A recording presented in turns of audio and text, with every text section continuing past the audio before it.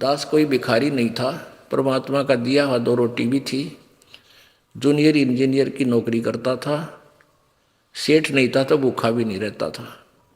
लेकिन मालिक का आदेश हुआ और परमात्मा का आदेश सिरोधार्य हुआ। इसके बाद इस कार्य का प्रारंभ मालिक ने करवाया, दास कर रहा है। तो यहाँ ऐसा कुछ नहीं है, यदि यहाँ आओगे सारी बुराई छोड़नी पड़ेगी, नहीं तो यहाँ आने की कोई आवश्यकता नहीं। पुण्यात्मा, जीव से नहीं छूटेगी बुराई, परमात्मा आपका साथ देगा, अवश्य देगा। आप देखना, आपको बीड़ी से तंबाकू से दूसरा पीवेगा तो भी नफरत हो जाएगी, आपको इतनी कृपा हो जाएगी परमात्मा की आप पे। आपको नुकसान करने लग जाएगा फिर वो तंबाकू, आप छुओ भी नहीं।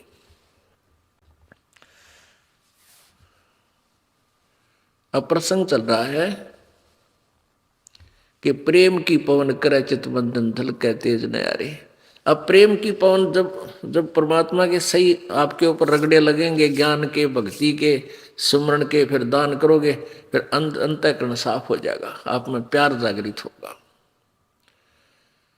और जो साधना आप अन्य कर रहे थे उनसे प्यार जागृत नहीं होता, बल्कि द्वेष हो रहा है। जितने भी संत हैं आपस में यूं आप किसी तो कर ले, कितने मंडलेश्वर जब कदे आपने इकट्ठे बैठे देखे होते, ये जिनके चैनल चले हैं, चैनल टीवी चैनलों पर ये रोज दुनिया ने प्रचार करते हैं, ये इकट्ठे होंगे लड़े, क्योंकि सारे के मार्ग न्यारे न्यारे। कोई कुछ कह रहा है, कोई कुछ बता रहा है, कोई कुछ कह रहा है, वो उसकी निंदा कर रहा है, उसकी वो सचमुच निंदा कर रहे हैं और दास केवल यथार्थ बता रहा है। तो साधु संत इकट्ठे होने चाहिए। अगर वो संत हैं, एक दूसरे से विरोध नहीं होना चाहिए उनको, और सब ने मिलकर, मान लीजिए दास जो ज्ञान बता रहा है और किसी को इस पर आपत्ति है, वैसे तो आपत्ति दास छोड़ता है को नहीं, क्योंकि साथ लालटेन दिखा देता है ये टॉर्च कि आप ये बोल रहे हो श्रीमान जी, आपकी ये पुस्तक है, आपने लिखा है और हमारे वेद ये बता रहे, तो उसकी जुबान पर टेप लग जाती है, वो बोल सकता नहीं, हिल सकता नहीं। फिर वो बकवाद करता है, वो तो गुंडा है, झूठा है, उसकी बातें मत सुनना है, वो तो निंदा करता है। और क्या बोलेगा, फिर यही बोलेगा। अरे एक बात तो बता दो, तेरी निंदा करी हो, तुझे गुंडा कहा हो, तू चोर कहा हो या ठग कहा हो, तेरे ज्ञान मत रोटी ढूंढी है, और वो वेदों से कंपेयर की है, सदग्रंथों से कंपेयर, इतना किया दास ने। तो एक दिन आएगा, इन सभी ने सरेंडर करना पड़ेगा जनता के सामने। ये स्वीकार करेंगे हमारा ज्ञान गलत है, अगर ये संत होंगे। यो तत्व ज्ञान, ये मूल ज्ञान कबीर जी ने अभी तक छुपाने का आदेश दे रखा था और लाख दुआई कर रखी थी धर्मदास, तो ये लाख दुआई यो तत्व ज्ञान, ये मूल ज्ञान की तो बाहर न जाई। और ये मूल ज्ञान बाहर जो पढ़ी पिछली पीढ़ी हंस नहीं तरी, अगर ये ज्ञान आम कबीर पंथी को भी होता और उसके पास नाम देने का अधिकार नहीं होता, तो हम कैसे समझाते हैं कि हम ठीक बता रहे हैं, वो गलत बता रहे हैं। ये सारे तक कबीर पंथियों के मुंह बंद हो जाएंगे और सारे ये नकली पंथी जो और हैं उनके, और साथ में जो हिंदू धर्म को मिसगाइड कर रहे हैं और अन्य ये संत इनको मूर्ख बना रहे हैं, इन सब के मुंह बंद हो जाएंगे, क्योंकि ये सदग्रंथ आज हमारे साथ हैं, ये बोल रहे। तो ये मूल ज्ञान छुपा कर रखा था परमात्मा ने अपनी सोसम वेद में, और आज दास आपको सुना रहा है और इनमें प्रकट दिखा रहा है अपने सदग्रंथों में। तो फिर संशय रहेगा ही नहीं, तो अपने आप पहचानोगे, आपने तो भगवान चाहिए, आपने परमात्मा चाहिए है और परमात्मा मिलने जा रहा है। फिर आना कानी किसी पुण्यात्मा पीछा नहीं हट्या करते, छोड़ देंगे सब कुछ को, चाहे कोई किसा महंत संत बने हो, वो तो नकली सांग है, आप भी नरक में जाकर आपको भी ले जाएगा। अब देखो, इन तीनों का ब्याह हुआ करा दुर्गा ने, यही देवी पुराण चल रहा है। ये देखिएगा, ये है तीसरा स्कंद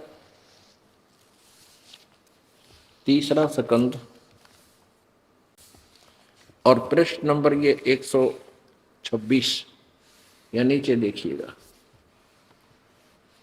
ब्रह्मा जी, इस सारे संसार में मैं ही व्यापक रूप से विराजमान हूं, ये दुर्गा बोल रही है। और फिर क्या कहती है, ब्रह्मा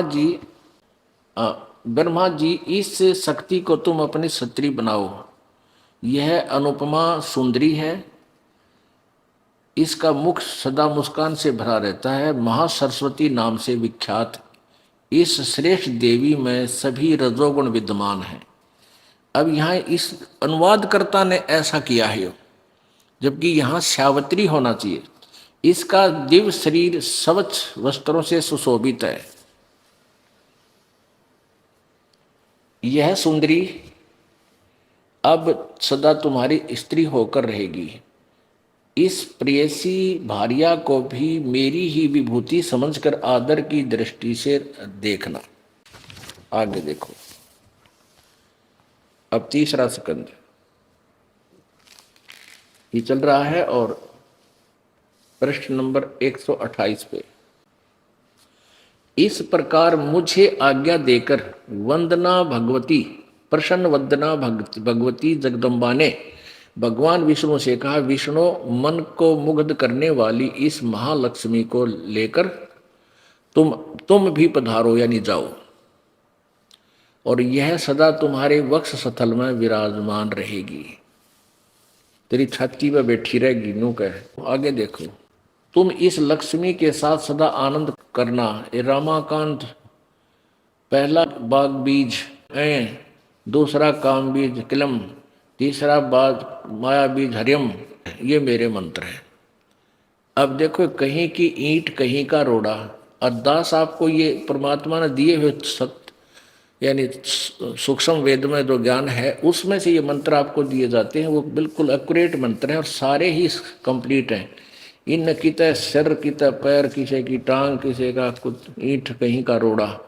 आगे कहते हैं कि भक्ति और मुक्ति देने वाले इन मंत्रों को सदा स्मरण रखना चाहिए। ऊपर जो बोले हैं, कल्याणकारी इच्छा करने वाले पुरुष ओम इस परवण के साथ मंत्र जप करे। पुरुषोत्तम तुम वैकुंठ की रचना करके वहीं विराजमान रहो। पुण्यात्मा जो दास आपको पहला मंत्र देता है वो 5 नाम, इसमें से 2 नाम इसने स्पष्ट किए हैं। लेकिन कहीं की ईंट कहीं का रोड़ा, फिर कहते तेरा कल्याण हो, ओम नाम जपले जतन कल्याण चाहिए। और ये सहयोगी मंत्र हैं, ये मोक्ष के अकेले से मोक्ष नहीं, ये सहयोगी मंत्र हैं। जैसे रोग काटने के लिए ग्लूकोज अलग है, ग्लूकोज रोग नहीं काटती, वो सहयोग देती है शरीर को स्वस्थ बनाने में, लेकिन रोग काटने की औषधि न्यारी होती है। आगे देखो, देवी ने कहा, शंकर मन को मुग्ध करने वाली यह महाकाली गौरी नाम से विख्यात है, तुम इसे पत्नी बनाओ, पत्नी रूप से स्वीकार करो, कैलाश की रचना करके वहीं रहो और इसके साथ सुखपूर्वक आनंद करो। तुम्हारी लीला में तमोगुण की प्रधानता रहेगी। अब ये क्लियर हो गया पुण्यात्माओं। जो परमेश्वर जी ने 600 वर्ष पहले जो कथा सुनाई थी, जो ज्ञान दिया था अपने सूक्ष्म वेद में, सूक्ष्म वेद में यानी सचिदानंद घन की वाणी में, अर्थात कबीर वाणी में, वो 100% 100% सत्य है। और आज हमारे सदग्रंथ उसको सेकंड कर रहे हैं, उसका समर्थन कर रहे हैं। भले ही इन सदग्रंथों में कंप्लीट नॉलेज नहीं है, फिर भी कबीर परमेश्वर से सुना हुआ ये ब्रह्मा जी कहीं ना कहीं से थोड़ा बहुत हिंट दे ही रहा है। अब दास आपको दिखाएगा श्रीमद् भगवत गीता, जिसमें तीनों देवताओं ब्रह्मा, रजगुण ब्रह्मा, सतगुण विष्णु, तमगुण शिव जी की उत्पत्ति स्पष्ट होती है। एक बार फिर कंसेप्ट क्लियर करना पड़ेगा कि रजगुण ब्रह्मा है, सतगुण विष्णु, तमगुण शिव जी, फिर ये पवित्र गीता आपके समझ में आएगी। और देवी पुराण में स्पष्ट किया है और शिव पुराण में स्पष्ट किया है कि दुर्गा को प्रकृति भी कहते हैं। पवित्र श्रीमद् भगवत गीता पवित्र 4 वेदों का सारांश है। और 4 वेद इतने मोटे मोटे हैं जिसमें 18,000 कुछ मंत्र हैं, और गीता जी में केवल 700 मंत्र हैं। तो 18,000 मंत्रों को 700 मंत्रों में लाना, उसके लिए कोड वर्ड, सांकेतिक शब्द ज़्यादा हैं। इसलिए 15वें अध्याय के प्रथम श्लोक में बताया है कि तत्वदर्शी संत ही पूरा ज्ञान इसको खोल कर समझाओगा। गीता जी को। और तत्वदर्शी संत वो होगा जो उल्टे लटके संसार रूपी वृक्ष के जड़ से लेकर तना, डार और शाखाओं को भिन्न भिन्न बता देगा। तो परमेश्वर कबीर जी ने ही आकर यह भूमिका की थी तत्वदर्शी संत की, और उन्हीं का दिया हुआ ज्ञान इस दास के पास उपलब्ध है। कबीर परमेश्वर जी ने कहा था, कबीर अक्षर पुरुष एक पेड़ है, निरंजन वा की डार, और तीनों देवा शाखा है ये पात रूप संसार। और जड़ है वो कौन है, वो अलग है, वो परमात्मा है। बाहर जो तुम्हें दिखाई देते हैं ये ऐसी सचिथी है। तो ये बताया है 15वें अध्याय के प्रथम श्लोक में गीता जी में कि जो इस संसार रूपी वृक्ष के भिन्न भिन्न बता देगा वो तत्वदर्शी संत है। और चौथे अध्याय के 34वें श्लोक में गीता जी में कहा कि अर्जुन उस तत्व ज्ञान को समझने के लिए उन तत्वदर्शी संतों की खोज कर। तो यहाँ तत्वदर्शी संत की पहचान भी बता दी 15वें अध्याय के प्रथम श्लोक में। तो यहाँ देखिएगा श्रीमद् देवी भागवत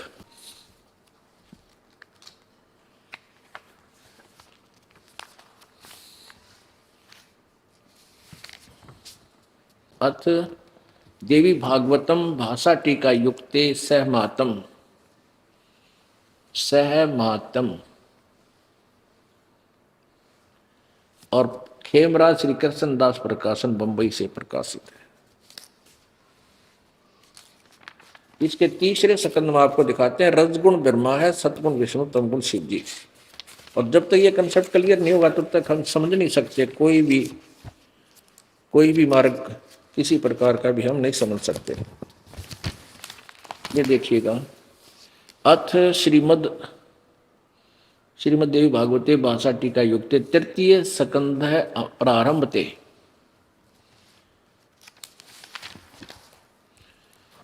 ये देखिएगा देवी भागवत पृष्ठ 11 पे है इसके, और तृतीय सकंद भाषा टीका युक्त तृतीय सकंद और अध्याय 5 के मंत्र नंबर 8 में, 7 समाप्त हुआ 8 में भगवान शंकर कह रहा है कि हे माता, यदि हमारे ऊपर आप सदा दया युक्त हो तो हमको तमोगुण में किस प्रकार प्रदान किया, ब्रह्मा रजोगुण और हरि सतोगुण। अब संस्कृत देखो, क्योंकि संस्कृत भी साफ है इसलिए ये गड़बड़ नहीं कर सके, सच्चाई लिखनी पड़ी अनुवादकर्ता ने।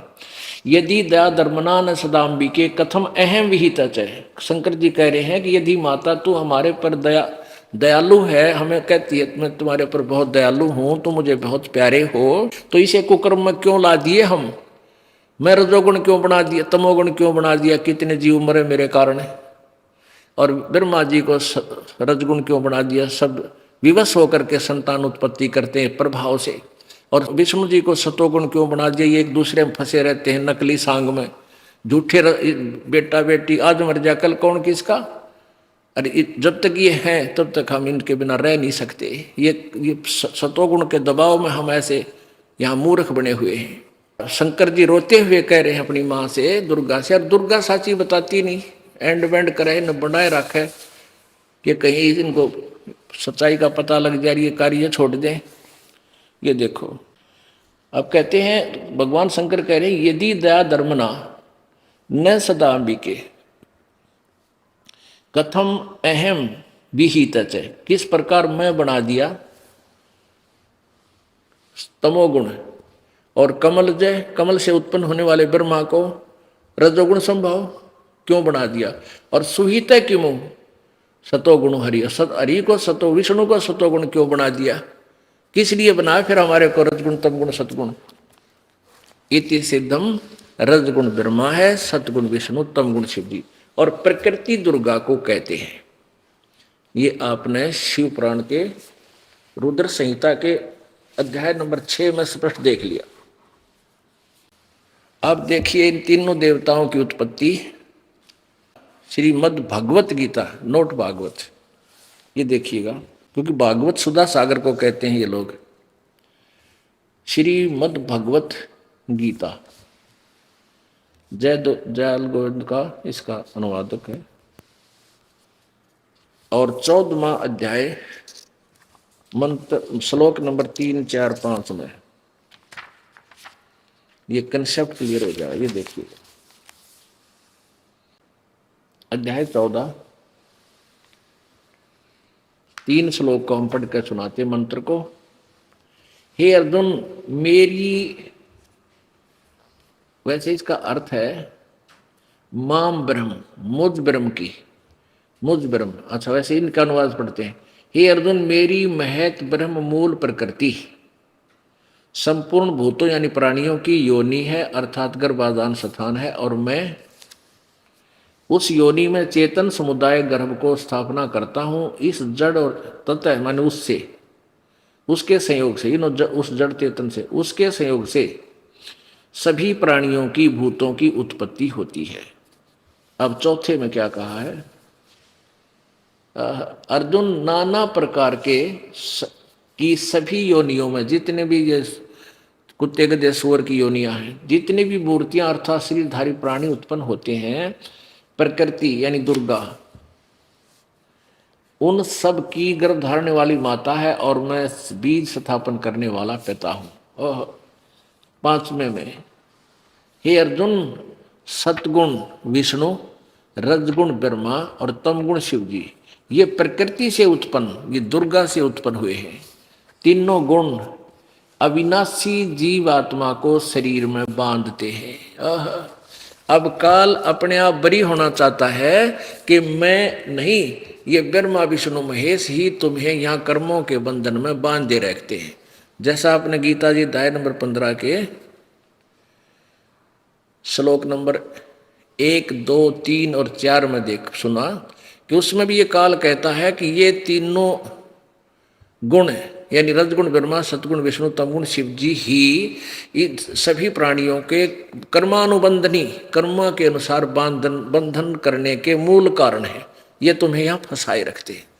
और परमेश्वर क्या बताते हैं कबीर जी कि नहीं, ये काल तुम्हें बहका रहा है।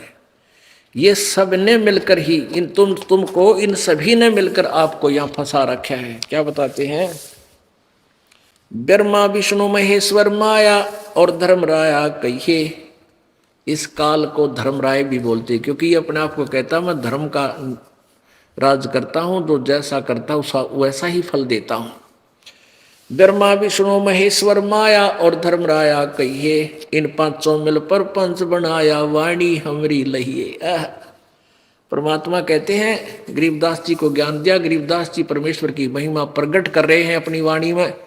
जैसा कि कबीर सागर में आपने देखा कि कबीर परमेश्वर ने 600 वर्ष पहले कहा था कि 12वां पंथ जो गरीबदास पंथ होगा और उसका प्रवर्तक होगा, वो 1774 में उसका जन्म होगा। उसमें 75 गलती से लिखा है कबीर सागर में। और उससे मेरी महिमा की वाणी प्रकट होगी। लेकिन वो गरीबदास पंथ वाले भी उस वाणी को नहीं समझ सकेंगे।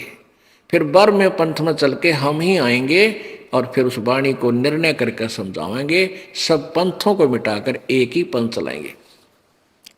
तो ये परमेश्वर की महिमा की वाणी गरीबदास जी ने प्रकट की है कि कबीर जी क्या बताना चाहते हैं। क्या बताते हैं कबीर जी? इन पांचों मिल जीव अटकाए, युग युगन हम आन छुटाए। इन पांचों ने मिलकर तुम्हें यहाँ फंसा रखा है, और युग युग प्रत्येक युग में आके हम ही छुड़वाते हैं तुम्हारे को इनसे। सत भक्ति करवा के, सच्चा ज्ञान दे के, तुम्हारा विश्वास दृढ़ करा के और सतलोक ले जाते हैं। बंदी छोड़ हमारा नामम, अजर अमर है अस्थिर ठामम। कबीर परमेश्वर कहते हैं बंदी छोड़ है मेरा नाम, यानी बंद छुड़वाने वाले। और हमारा स्थान सतलोक अजर अमर है, वो कभी नष्ट नहीं होता। वो शाश्वतम स्थानम, वो सनातन परम धाम है जो हमारा वास्तविक स्थान है। अब इनकी महिमा क्या बताते हैं? पीर पीर पैगंबर कुतुब ओलिया सुर नर मुनिजन ज्ञानी, एत्या क्यों तो रा ना पाया, यजम कै बंधे प्राणी। हे बंदी छोड़। अब ये है ये सूक्ष्म वेद। इस सुख यानी सचिदानंद घन की वाणी, इसके एक श्लोक को अनुवाद करने के लिए पीर पैगंबर कुतुब ओलिया सुर नर मुनिजन ज्ञानी, इत्या को तो रा ना पाया, ये काल के बंधे प्राणी। इनको तो तत्व ज्ञान नहीं मिला, ना देवताओं को, ना ऋषियों को, ना महर्षियों को। इनको तत्व ज्ञान प्राप्त नहीं था, इसलिए ये काल की ही डोर से बंधे रहे।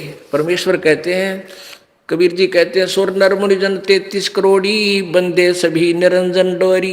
ये काल की डोर का बंद रहे, इनको यथार्थ ज्ञान नहीं है। और पुण्यात्मा यहाँ एक बात समस्या आ जाती है कि क्या ब्रह्मा विष्णु महेश और देव ऋषियों ने किसी को ज्ञान नहीं था? हाँ, किसी को ज्ञान नहीं था। अब या फिर कुनीन होगी या अलग उतरा, अलग में उतरे नहीं, हमारे दिमाग में स्वीकार्य नहीं हो, गले नहीं उतरेगी। लेकिन यह उतारेंगे गले, वो गले उतरे अंदर जाए बिना दवाई काम नहीं करे, अगर ऊपर रहेगी तो इसके लिए फिर आपको प्रमाण दिखाना पड़ेगा। पुण्यात्माओं, प्रत्येक सत्संग में, ये सत्संग कहो या लेक्चर कहो या क्लास कहो, ये पीरियड कहो, ये प्रत्येक पीरियड में यहाँ एक सामूहिक सत्संग सतल है। क्या होता है कि जैसे ये 3-4 दिन का हम लगातार इसलिए करते हैं कि एक परिवार में 5-6 सदस्य हैं, तो 2 आ जाते हैं पहले दिन, वो चले जाते हैं सत्संग, एक सुनकर दिन का मान ले। फिर शाम में दूसरे आ जाते हैं, आसपास हैं तो यहाँ आसपास का ऐसा है, और फिर तीसरे आ जाते हैं अगले दिन। तो ऐसे वो अपना 3 दिनों में टर्न वाइज सारे लाभ उठा ले जाते हैं। तो इसलिए दास चाहता है कि रह कर ये रेग बार बार मारा जाता कि सबका मैल उतर जाए। और जो पुण्यात्मा बार बार सुनते हैं प्रभु की महिमा, चाहे 1,00,000 बार सुन ले तो बार भी आनंद आना चाहिए। यदि आपको आनंद नहीं आ रहा कि तो कल सुनी थी आज भी फिर सुना रहे हैं गुरु जी, तो आप अस्वस्थ है, आप अभी भक्ति योग नहीं हुए हो। जैसे व्यक्ति को बुखार हो जाता, मलेरिया, उसको रोटी भी कड़वी लगती है, मनुखा दाख भी कड़वी लगती है, और उसका इलाज क्या है? कड़वी लग गए हैं तो कुनीन कड़वी खानी पड़ेगी, फिर वो स्वस्थ होगा। और स्वस्थ होने के बाद फिर वो सूखी रोटी भी उसको मीठी लगेगी। ऐसे ही जो व्यक्ति पहली बार सत्संग सुनता है उसको ये ज्ञान अटपटा सा लगता, पर सुनता रहे, फांकी मार इसकी, ना चाहते हुए, जैसे गोली ना चाहते हुए भी गटक जाया करें, ना चाहते हुए सुनते रहना इस ज्ञान को। ये कानों के माध्यम से आपके पेट में जाएगी कुनीन, और फिर साफ कर देगी अंदर से, जिससे आपको कड़वापन था। अब दिखाते हैं कि न ब्रह्मा सुर नर मुनि जन 33 करोड़ी बंदे सभी निरंजन डोरी। पीर पैगंबर कुतुब ओलिया सुर नर मुनि जन ज्ञानी, एत्या को तो रा ना पाया ये जम कै बंधे प्राणी। ये वाणी परमात्मा की। अब इस वाणी को सिद्ध करना अति आवश्यक है, नहीं तो कोई भी नहीं मानेगा कि ब्रह्मा विष्णु महेश सुर माने देवता है। इन देवताओं को ज्ञान नहीं था, और इन मुनियों को, ब्राह्मणों को कोई ज्ञान नहीं था, ऋषियों को तत्व बिल्कुल भी ABC, ये तो वेद ज्ञान था ही नहीं इनको। अब ये सिद्ध करेंगे अपने सदग्रंथ श्रीमद् देवी भागवत। देखिए तो पुण्यात्मा, इस जितनी बार भी आप सत्संग सुन रहे हो और आपको प्रत्येक जितनी बार भी रह कर जो बार बार रिपीट भी की जाती है तो भी अच्छी लगती है, तो आप स्वस्थ हो। जैसे सुबह रोटी खाई आपने और शाम में फिर आपकी रुचि रोटी भोजन में है तो आप स्वस्थ हो, यदि अरुचि है तो आप अस्वस्थ हो लिए वो कड़वी दवाई फिर खाओ। कहने का भाव ये है कि ये मान लिया आपको लगता है गुरु जी ने कल भी दिखाई थी, परसों भी दिखाई थी, ऐसा मन में आता है तो आप अभी अस्वस्थ है, पर फिर सुन इस कड़वी दवाई न खाता ही रहे, अरुचि से भी सुनता रहे, ये रोग ऐसे ही कट जाएगा। फिर आपको चाहे 100 बार सुननी पड़े, 100 बार अच्छी लगेगी। अब देखिएगा श्रीमद् देवी भागवत, गीता प्रेस गोरखपुर से प्रकाशित है।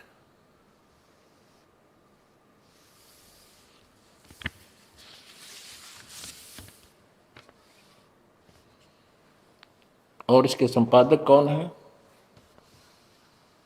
हनुमान प्रसाद पोदार चिमन लाल गोस्वामी। ये कहाँ से छपी है? प्रकाशक मुद्रक गीता प्रेस गोरखपुर, गोविंद बन कार्यालय कलकत्ता का संस्थान। इसके 28 पृष्ठ पर आपको दिखाते हैं। पहला सकंद, पृष्ठ नंबर 28, 28 पे, और संक्षिप्त देवी भागवत। नारद जी और व्यास की वार्ता हो रही है। यहां देखिएगा, नारद जी ने कहा, महाभाग व्यास जी, तुम इस विषय में जो पूछ रहे हो ठीक यही प्रश्न मेरे पिताजी ने भगवान श्री हरि से किया था। यहां देखना, ये वे चराचर जगत के आश्रय दाता, जगतगुरु एवं देवताओं के भी देवता हैं। ऐसे जगत प्रभु भगवान श्री हरि यानी विष्णु जी महान तप कर रहे थे, उनकी समाधि लगी थी। यह देखकर मेरे पिता ब्रह्मा जी को बड़ा आश्चर्य हुआ। अतः उन्होंने उनसे जानने की इच्छा प्रकट की। ब्रह्मा जी ने पूछा, प्रभु आप देवताओं के अध्यक्ष, जगत के स्वामी, भूत भविष्य एवं वर्तमान सभी जीवों के एकमात्र शासक हैं, भगवान फिर आप क्यों तपस्या कर रहे हैं और किस देवता यानी किस भगवान की आराधना में ध्यान मगन है? मुझे असीम आश्चर्य तो ये हो रहा है कि आप देवेश्वर एवं सारे संसार के शासक होते हुए भी समाधि लगाए बैठे हैं। तो विष्णु जी क्या बोले? ब्रह्मा जी के विनीत वचन सुनकर भगवान श्री हरि यानी विष्णु जी ने ये उत्तर दिया, ब्रह्मन सावधान होकर सुनो, मैं अपने मन का विचार व्यक्त करता हूं। देवता, दानव, मानव सभी यही जानते हैं कि तुम सृष्टि करते हो, मैं पालन करता हूं और शंकर संहार क्या करते हैं। किंतु फिर भी वेद के पारगामी विद्वान अपनी युक्ति से यह सिद्ध करते हैं कि रचने, पालने और संहार करने की यह योग्यता जो हमें मिली है उसकी अधिष्ठात्री शक्ति देवी है, दुर्गा है। वे कहते हैं कि संसार की सृष्टि करने में तुम राजसी शक्ति का संचार हुआ है, मुझ में सात्विक शक्ति मिली है और रुद्र में तामसी शक्ति का आविर्भाव हुआ है। सुवर्थ प्रत्यक्ष और परोक्ष दोनों उदाहरण में तुम्हारे सामने रखता हूं, सुनो। यह निश्चित बात है कि उस शक्ति यानी दुर्गा के अधीन होकर मैं इस शेष नाग की सैया पर सोता हूँ, सृष्टि करने का अवसर आती जाग जाता हूँ, मैं सदा तप करने में लगा रहता हूँ। इस शक्ति के शासन से कभी मुक्त नहीं रह सकता। कभी अवसर मिला तो लक्ष्मी के साथ सुखपूर्वक समय बिताने का सौभाग्य प्राप्त होता है। मैं कभी तो दानवों के साथ युद्ध करता रहता हूँ, कभी अखिल जगत को भय पहुंचाने वाले दैत्यों के विकराल शरीरों को शांत करना मेरा परम कर्तव्य हो जाता है। और फिर क्या कहते हैं, अब यहां तोड़ पाड़ दिया विष्णु जी ने अपने ज्ञान का। मुझे सब प्रकार से शक्ति के अधीन होकर रहना पड़ता है, उन्हीं भगवती शक्ति का मैं निरंतर ध्यान किया करता हूं। और ब्रह्मा जी मेरी जानकारी में इन भगवती शक्ति से यानी दुर्गा से बढ़कर और कोई देवता नहीं, कोई और भगवान को नहीं। ओ तेरा गजब। अब आगे परमात्मा की वो वाणी, स्वर नर मुनि जन 33 करोड़ी, ये बंधे सभी काल की डोरी। इन ब्रह्म तक का विज्ञान कोई ना, वेदों का विज्ञान नहीं विष्णु जी को ना ब्रह्मा जी को। अब देख दुर्गा क्या बताती है, ये कहता है कि मैं तो दुर्गा से ऊपर कोई भगवान नहीं मानता, देव नहीं मानता। और देवी क्या कहती है कि ब्रह्म की पूजा करो, उसका ओम नाम है, सब बातें छोड़ दो। बता भाई, अभी न कित रो है। अब 562 पृष्ठ पे आपको दिखाते हैं श्री 7वां स्कंद संक्षिप्त देवी पुराण देवी भागवत 562। अब देवी बता रही है, हिमालय को ज्ञान उपदेश दे रही है, ब्रह्म स्वरूप का वर्णन। पहले दिए अपनी अटकल्ला है कि मेरा ऐसी भक्ति करो, फिर कहती वो ब्रह्म कैसा है वो बताती हूं।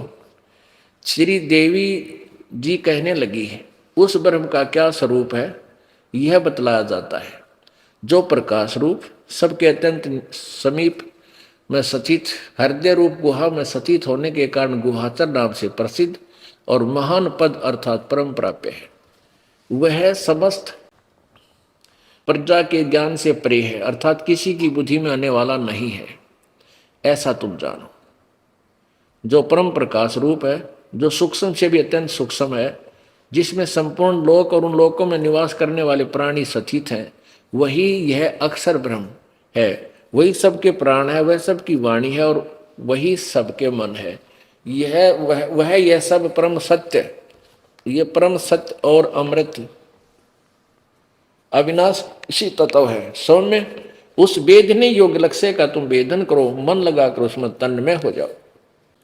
सौम्य उपनिषद में कथित महान अस्त्र धनुष लेकर उस पर उस उपासना द्वारा तीक्ष्ण किया हुआ बाण संधान करो और फिर भानुगुप्त चित्त के द्वारा उस बाण को खींचकर उस अक्षर ब्रह्म को ही लक्ष्य बनाकर वेदन करो। या मई मत बताओ है और भगवान अविनाशी परमात्मा की मंत्र बता रही है।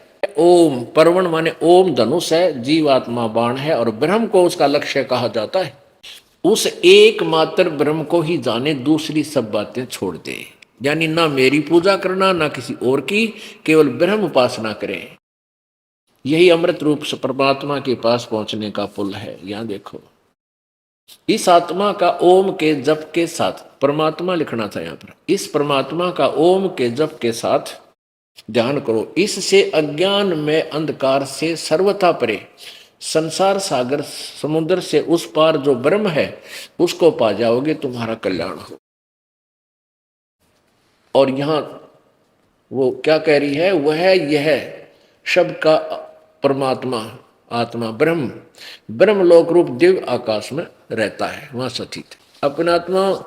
अब इन सतयुग के ब्राह्मणों का, मुनियों का ज्ञान और देख लेते हैं 414 पृष्ठ।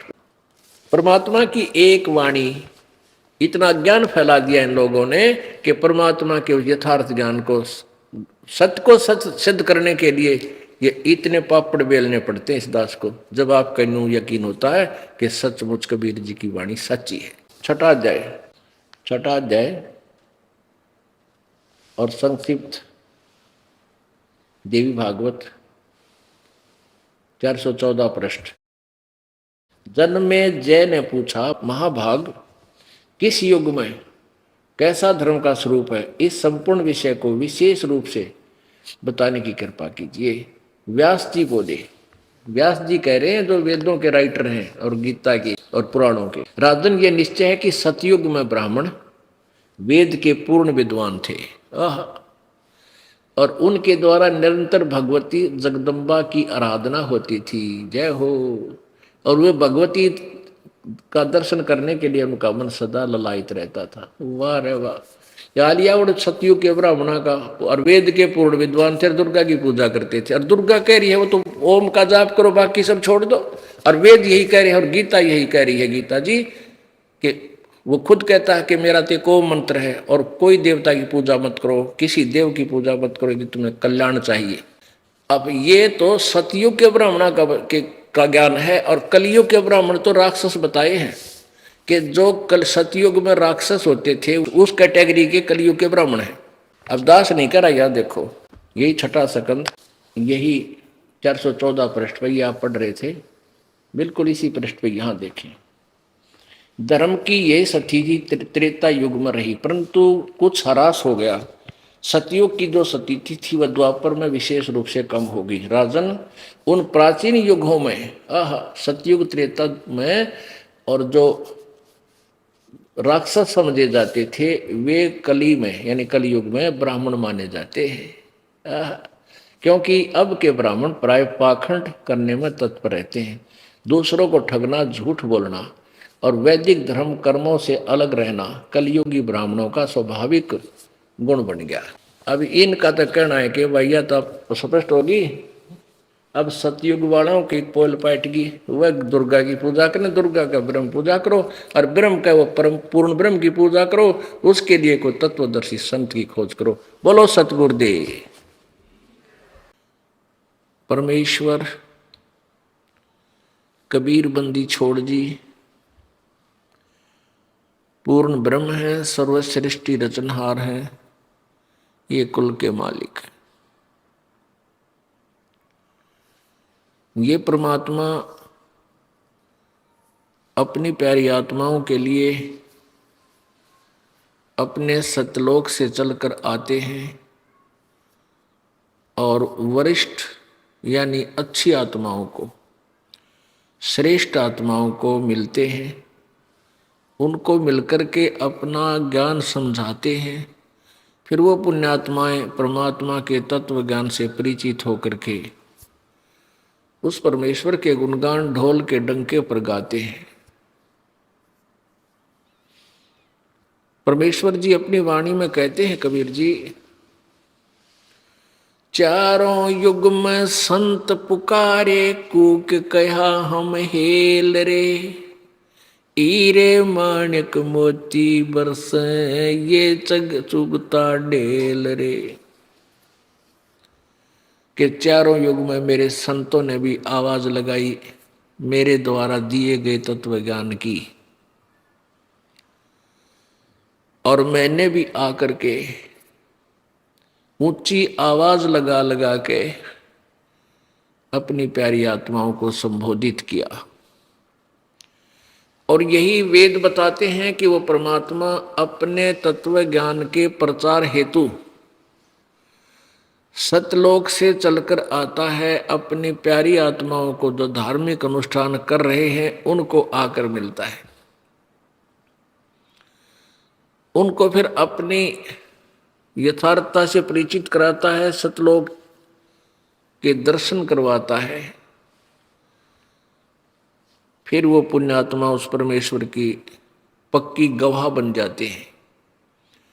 परमेश्वर कबीर जी है, ये चारों वेद उगाहा, चारों वेद गवाह है।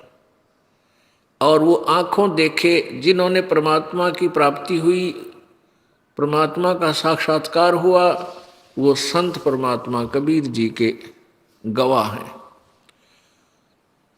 सदग्रंथ जो बताते हैं वही परिभाषा, वही लक्षण आंखों देखा संत बताते हैं। वो संत जिन्होंने वेदों को पढ़ा भी नहीं था, सुना भी नहीं था, सुना तो उल्टा ही था लेकिन पढ़ा भी नहीं था, और जो उल्टा सुन रखा था उसके लिए उन्होंने संघर्ष भी किया, अपनी अमृतवाणी बोली। परमात्मा के साक्षात्कार के पश्चात जो उनका अनुभव था, उन्होंने अपने अनुभव की वाणी यथार्थ रूप में प्रकट की।